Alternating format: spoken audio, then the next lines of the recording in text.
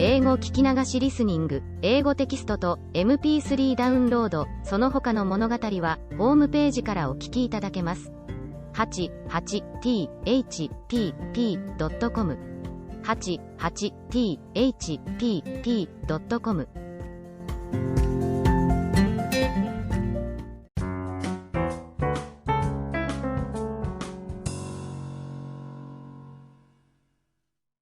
Little Red Riding Hood. Once upon a time there was a dear little girl who was loved by everyone who looked at her, but most of all by her grandmother, and there was nothing that she would not have given to the child. Once she gave her a little cap of red velvet, which suited her so well that she would never wear anything else, so she was always called Little Red Cap. One day her mother said to her, "Come, Little Red Cap, here is a piece of cake and a bottle of wine, take them to your grandmother, she is ill and weak, and they will do her good. Set out before it gets hot, and when you are going, walk nicely and quietly and do not run off the path, or you may fall and break the bottle, and then your grandmother will get nothing, and when you go into her room, don't forget to say, 'Good morning,' and don't peep into every corner before you do it." "I will take great care," said Little Red Cap to her mother, and gave her hand on it. The grandmother lived out in the wood, half a league from the village, and just as Little Red Cap entered the wood, a wolf met her. Red Cap did not know what a wicked creature he was, and was not at all afraid of him. "Good day, Little Red Cap," said he. "Thank you kindly, Wolf." "Whither away so early, Little Red Cap?" "To my grandmother's." "What have you got in your apron?" "Cake and wine, yesterday was baking day, so poor sick grandmother is to have something good, to make her stronger." "Where does your grandmother live, Little Red Cap?" "A good quarter of a league farther on in the wood. Her house stands under the 3 large oak trees, the nut trees are just below. You surely must know it," replied Little Red Cap. The wolf thought to himself, "What a tender young creature. What a nice plump mouthful, she will be better to eat than the old woman. I must act craftily, so as to catch both." So he walked for a short time by the side of Little Red Cap, and then he said, "See, Little Red Cap, how pretty the flowers are about here, why do you not look round?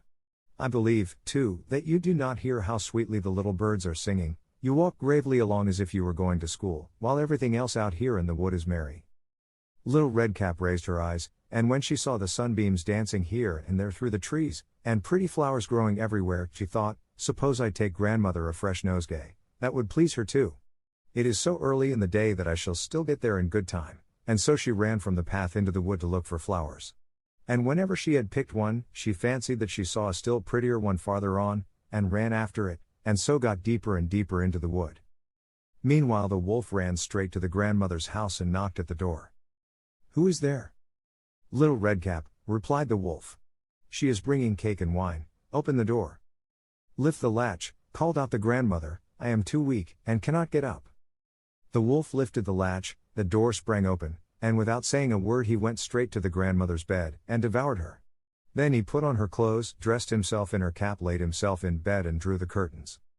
Little Red Cap, however, had been running about picking flowers, and when she had gathered so many that she could carry no more, she remembered her grandmother, and set out on the way to her. She was surprised to find the cottage door standing open, and when she went into the room, she had such a strange feeling that she said to herself, "Oh dear! How uneasy I feel today, and at other times I like being with grandmother so much." She called out, "Good morning," but received no answer, so she went to the bed and drew back the curtains. There lay her grandmother with her cap pulled far over her face, and looking very strange. "Oh, grandmother," she said, "what big ears you have." "The better to hear you with, my child," was the reply. "But, grandmother, what big eyes you have," she said. "The better to see you with, my dear." "But, grandmother, what large hands you have." "The better to hug you with." "Oh. But, grandmother, what a terrible big mouth you have." "The better to eat you with." And scarcely had the wolf said this, then with one bound he was out of bed and swallowed up Red Cap. When the wolf had appeased his appetite, he lay down again in the bed, fell asleep and began to snore very loud.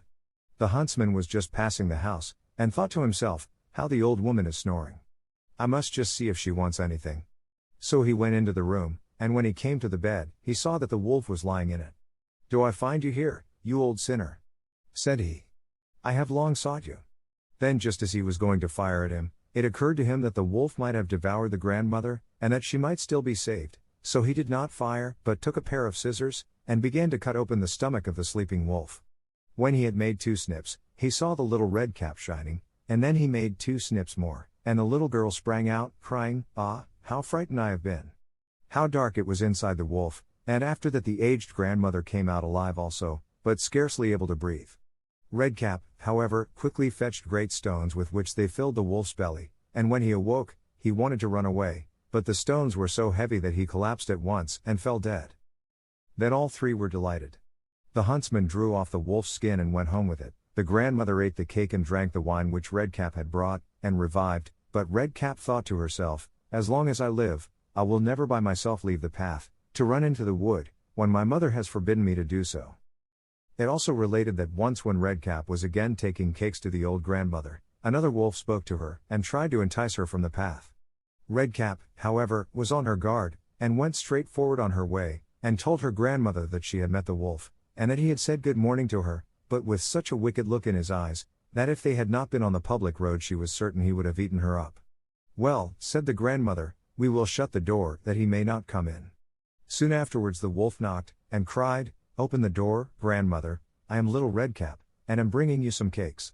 But they did not speak, or open the door, so the greybeard stole twice or thrice round the house, and at last jumped on the roof, intending to wait until Redcap went home in the evening, and then to steal after her and devour her in the darkness.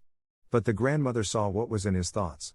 In front of the house was a great stone trough, so she said to the child, "Take the pail, Redcap, I made some sausages yesterday, so carry the water in which I boiled them to the trough." Redcap carried until the great trough was quite full. Then the smell of the sausages reached the wolf, and he sniffed and peeped down, and at last stretched out his neck so far that he could no longer keep his footing and began to slip, and slipped down from the roof straight into the great trough, and was drowned. But Redcap went joyously home, and no one ever did anything to harm her again.「